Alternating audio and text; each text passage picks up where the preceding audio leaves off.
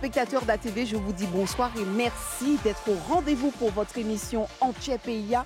Bien sûr que nous avons fait le voyage pour vous. Nous sommes Entier Guadeloupe. Et ce soir, j'ai le plaisir de rebondir sur une actualité qui nous touche de près ou de loin. Attention les Martiniquais, vous aussi, vous êtes concernés. La saison cyclonique, n'est-ce pas, bat son plein et nous sommes actuellement en pleine période de pic et les risques de tempête ou encore d'ouragan sont plus élevés que jamais. Face à ces menaces naturelles, la prévention est notre meilleure protection. Et pour aller plus loin sur le sujet, il est mon invité, Bruno Benjamin. Bonjour. Vous allez bien? Ça va? Très bien, merci. Alors, vous êtes président de l'association ouragan.com. Ça va parler aux téléspectateurs, mais aux internautes aussi, puisque vous communiquez énormément sur les réseaux. Vous anticipez, n'est-ce pas, nos phénomènes qui pourraient nous intéresser de près ou de loin. Et du coup, vous faites partie de notre quotidien. En quelle dynamique, justement, vous êtes avec l'association ouragan.com, tout simplement? Nous avons deux volets. Nous avons d'abord le volet préparation cyclonique. C'est tout le côté préventionnisme, donc expliquer à la population comment agir par rapport à un cyclone, quelles sont les différentes démarches à mettre en place, quels sont les papiers à préparer, comment préparer son kit, comment préparer son domicile, ainsi de suite. Et on a également le volet cyclonologie. Là, la cyclonologie, c'est une science qui n'est pas étudiée en France, qui est courante aux États-Unis, qui est courante en Australie, dans les Philippines, qui explique le phénomène cyclonique. Donc, qu'est-ce que c'est que le cyclone? Comment il naît? Comment il vit? Comment il meurt?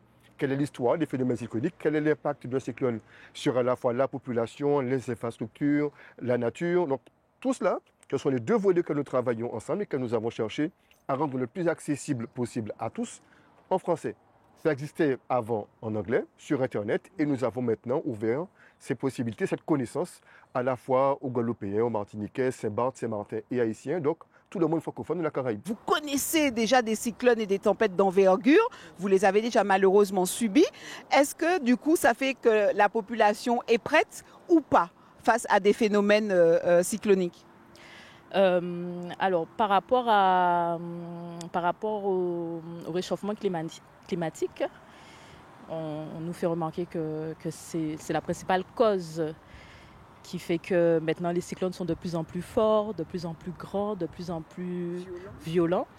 Donc par rapport à celui que moi personnellement j'ai vécu, qui est le cyclone Hugo, quand j'étais plus jeune, je me dis qu'on n'est pas prêt parce que quand on a des petites ondes, des petites alertes, on se retrouve en vigilance rouge des fois pour des petites ondes.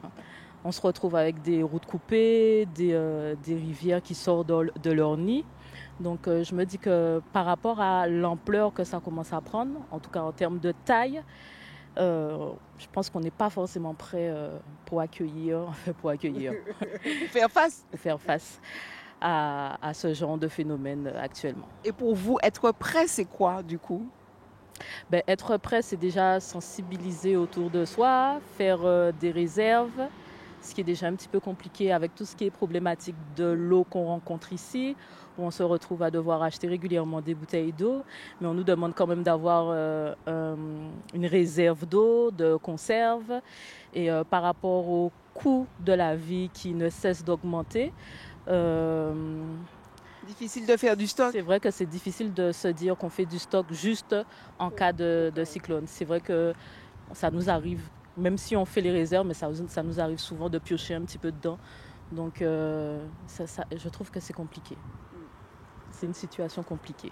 On sait aussi que la Guadeloupe a déjà été fortement touchée par des ouragans, des tempêtes, etc., des cyclones même, j'ai envie de dire. Est-ce que ce déclic est né de là, cette passion qui vous anime? Il y a les deux. En fait, j'ai été touché par un cyclone qui m'a marqué. C'est Hugo. Je rentrais en terminale avec deux parents enseignants. Et c'est des personnes qui ont eu des formations suffisamment tôt par l'éducation nationale. Et mon père en particulier m'a dit, il y a un cyclone qui arrive, on en a vu un il y a 10 ans, c'était David. Là, Hugo arrive, il faut qu'on se prépare. J'avais déjà quelques petites bribes d'informations, mais il m'a donné mon planning. Il m'a dit, voilà, on est aujourd'hui mercredi, jeudi tu fais telle chose, vendredi telle chose, et samedi on se prépare à fermer la maison, le cyclone va arriver.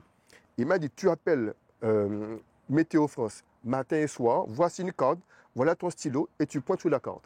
Donc j'ai vu tout le côté avant, où on suit le cyclone, où on voit que la vitesse change on me dit qu'il est en catégorie 5. Il se renforce ou Il se pas, renforce. il est Ensuite, plus lent. il s'affaiblit, il change de trajectoire. Et puis, il y a eu les images à la télévision, sur une chaîne privée qui commençait à nous montrer les images américaines. Bon, j'ai vu tout ce côté avant. Ensuite, il y a eu le côté pendant, sauf un moment. Et la vocation est née d'une frustration. Le moment que je n'ai pas connu, c'est le moment où le vent s'est arrêté durant l'œil. Que l'œil est passé sur la commune où j'habitais, Bémao, et je dormais à ce moment-là. Mon père m'a réveillé après une minute d'heure pour me dire, voilà, c'est l'œil, viens voir.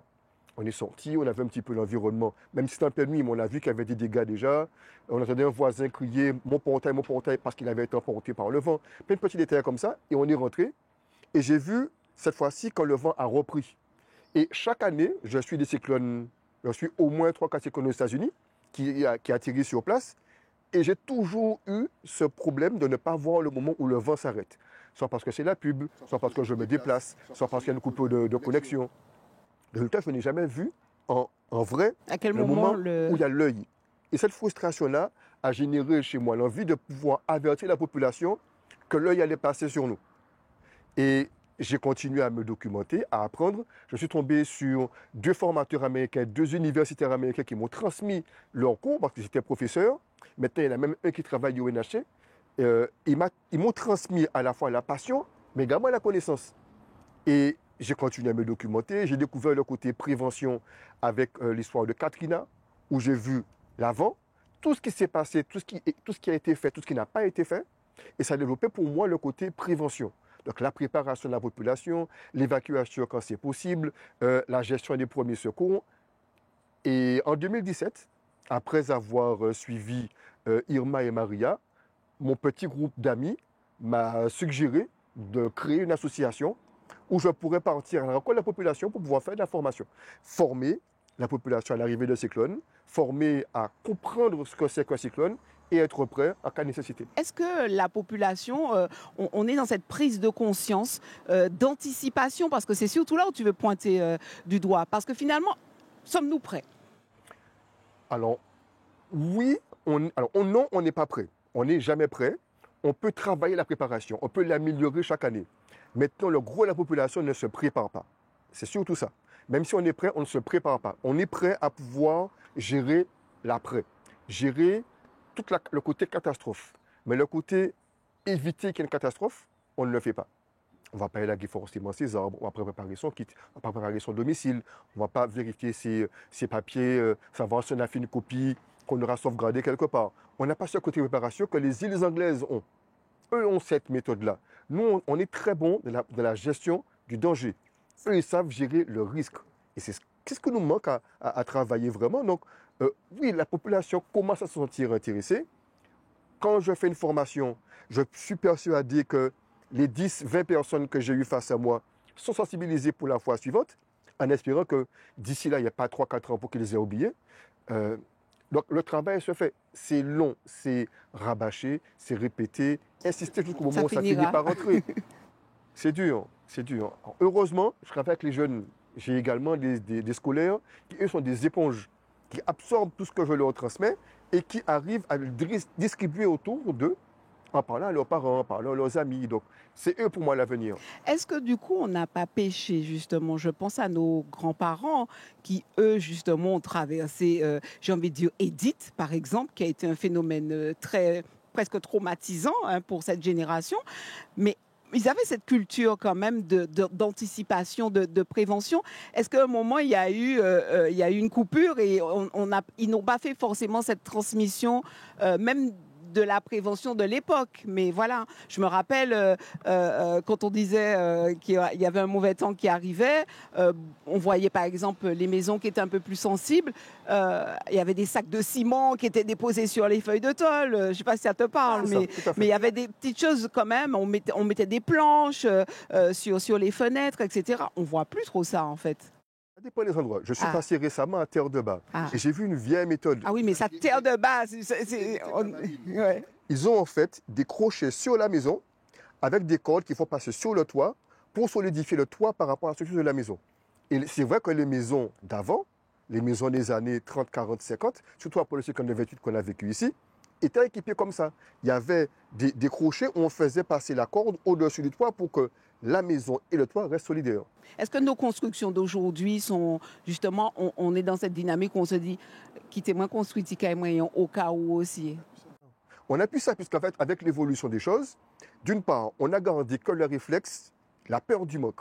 Donc en fait, on va courir Dans les supermarchés. 24-36 heures avant, faire des achats de nourriture, éventuellement d'eau.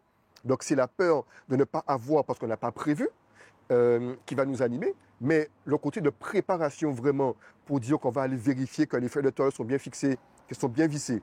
Aller vérifier que la trousse de premier secours est à jour. Vérifier qu'on a bien vidé le jardin parce qu'on aura prévu, on va rentrer les ustensiles de jardinage. Vérifier qu'on a fait son kit avec ne serait-ce que la copie du contrat d'assurance. Parce que le placard qui est dans la chambre pourrait être emporté ou endommagé. Tandis que là, le kit, s'il est protégé, il est protégé. De quoi a-t-on besoin pour pouvoir justement être, comme on dit chez nous, pour nous parer? Ce petit livret-là, en fait, qu'on a constitué après beaucoup de consultations avec des personnes de Floride surtout, également des Philippines, c'est un kit qui existait déjà, qu'on a tropicalisé. On l'a adapté à nos réalités et on l'a mis en forme petit à petit avec ma responsable communication de l'association. On a fait un petit livret avec, donc certains peuvent l'imprimer comme ça, version pliée, d'autres préfèrent l'avoir en version A4. Celui-là, on le trouve très, très bien parce que ça permet d'aller au supermarché pour ce qu'on n'a pas ou dans les magasins de bricolage et de cocher les cases de ce qu'on n'a pas. Ou alors passer chez soi. Et réajuster, voilà. Voilà, on se dit, bon, on n'a pas prévu les aliments, on n'a pas prévu les médicaments. Et puis quel aliment, voilà, parce que très souvent quand on dit aliment, on court à stocker du surgelé, congelé, etc. Alors que si pas ni lumière, rien, toute bagaille. Et les personnes qui n'ont pas vécu le cyclone et qui n'ont pas ce réflexe-là n'y pensent pas. Donc, on donne des conseils. C'est vrai qu'on a volontairement fait le kit idéal. Et ça, chacun a adapté le contenu. On a prévu l'extincteur, on a prévu l'antenne intérieure. Mais on n'a pas besoin de tout ça. Avec à manger, à boire, des outils, des vêtements de rechange, de quoi se soigner, des piles, lampes, tout ça, tout ce qu'il faut en fait après un cyclone. On déconseille par exemple de prendre des bougies, parce qu'une bougie, avec le vent, ça tombe, ça peut provoquer un incendie.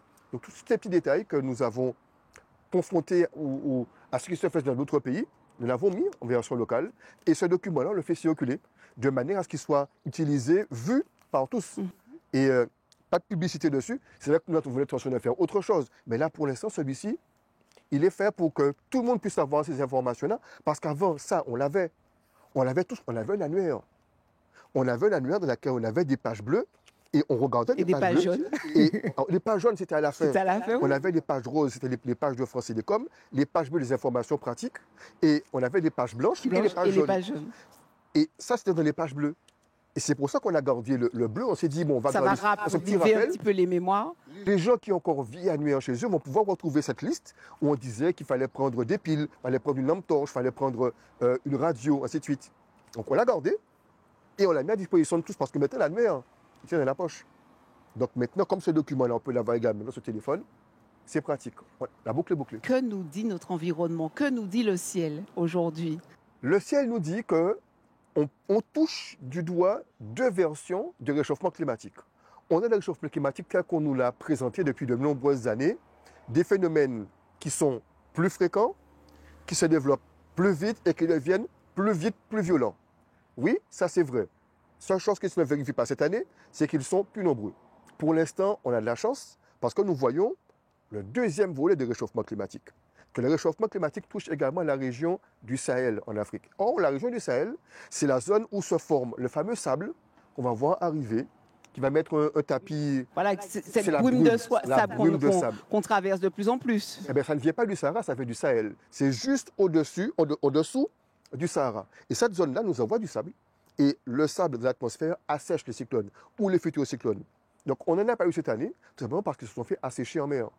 Et la dernière onde tropicale qui était suivie, que tout le monde voyait arriver comme le prochain Dorian, la catastrophe ultime, évaporée. La catastrophe est morte en mer. Oui. Elle est morte tout simplement parce qu'elle s'est asséchée. On dit que cette brume qui vient donc du Sahel, c'est ce que tu nous as dit, oui. Nous protège quelque part? Tout à fait. Parce qu'en fait, le sable, quand il va rencontrer un nuage plein d'humidité, va assécher ce nuage. Et le nuage n'aura que du vent et après va se dissiper. Parce que le cyclone va fonctionner avec de l'humidité, du mauvais temps et une température qui varie entre la surface de la mer et l'Atlantique et l'atmosphère. Et c'est ce qu'il faut comme paramètre pour que le cyclone vive. Et quand on retire l'humidité, le cyclone n'a plus rien. Quand on parle de cette période justement cyclonique que l'on traverse là, quel sentiment, comment tu ressens la population guadeloupéenne? Est-ce que pour une partie, ils sont en crainte? Est-ce que d'autres se disent, moi je suis prêt, je connais, je maîtrise, j'ai déjà fait ce qu'il faut? On en est où un peu? Il y a les deux. Il y a les deux. Il y a les deux parce qu'en fait, maintenant, on a accès aux informations sur Internet. Donc, on a la capacité d'aller suivre les phénomènes dès lors qu'ils sont formés. Et c'est ce qui s'est passé durant les années précédentes, c'est que beaucoup de personnes allaient à l'information, à la source, puisqu'elles ne venaient pas forcément vers eux. Et on a également ceux qui se disent, bon, de toute façon, j'ai déjà vécu plein de cyclones, j'étais là pour Hugo, j'ai vécu Louis, j'étais là pour Fiona, donc je sais comment faire, je sais comment me préparer et me préparer vite. Il faut savoir gérer avec les deux. Il faut savoir aider ceux qui vont chercher l'information à leur donner la bonne information ou leur dire voilà où trouver la bonne information, mais également pouvoir dire ok, vous savez quand vous préparez, 3, 2, 1, partez, préparez-vous maintenant.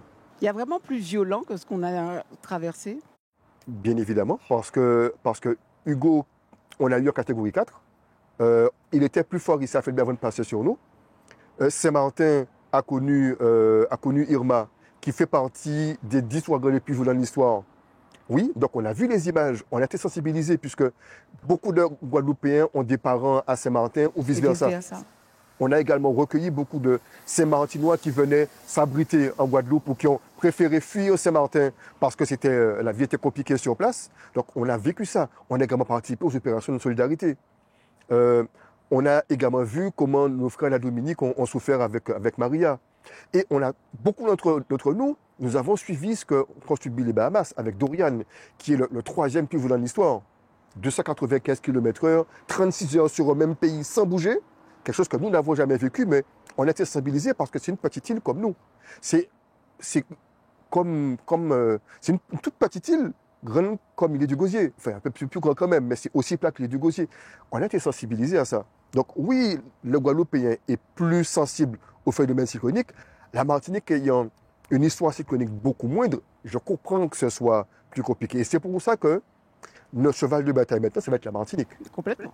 On commence à discuter avec une association de Martinique qui fait déjà ce travail-là, mais on va s'associer à eux. On va en intention de venir, puisque la moitié de l'association ouragan.com se trouve en Martinique. Donc on va monter une opération pour venir faire ce qu'on fait en Guadeloupe, passer 1 à 2 semaines, faire du battage, des opérations, des conférences, des explications. On a déjà commencé, une fois. Voilà, l'annonce est faite aujourd'hui que l'an prochain, oui, on a prévu de venir. On va travailler quelque chose pour pouvoir expliquer ce que c'est qu'un cyclone. Parce que la Martinique est une île à tempête. La Guadeloupe est une île à cyclone. Quand les premiers marins sont arrivés aux Antilles, ils ont bien appelé des îles sous le vent et des îles du vent. Et l'appellation résiste toujours. C'est parce qu'il y a bien une raison. C'est parce que les îles de la Dominique vers le sud sont des îles qui prennent de la pluie. Et les îles de la Guadeloupe jusqu'aux îles Vierges sont des îles à vent. Donc ils prennent à la fois du vent et de la pluie. Quand on regarde nos environnements, ils sont faits pour ça. La Martinique est une île qui va prendre beaucoup d'inondations, mais qui va pouvoir les éliminer relativement rapidement. La Guadeloupe, c'est plutôt l'inverse. On va prendre du vent, on a des arbres, on a une végétation qui est faite pour, qui va pouvoir se régénérer rapidement. Par contre, dès qu'on a une inondation, ça devient une catastrophe. On a régulièrement des blessés ou des dégâts, voire des victimes quand il y a une inondation. Chose qu'on n'a pas forcément en Martinique. C'est notre histoire qui fait ça. Et l'histoire telle qu'elle est racontée par les premiers marins, les appellations, ça existe toujours.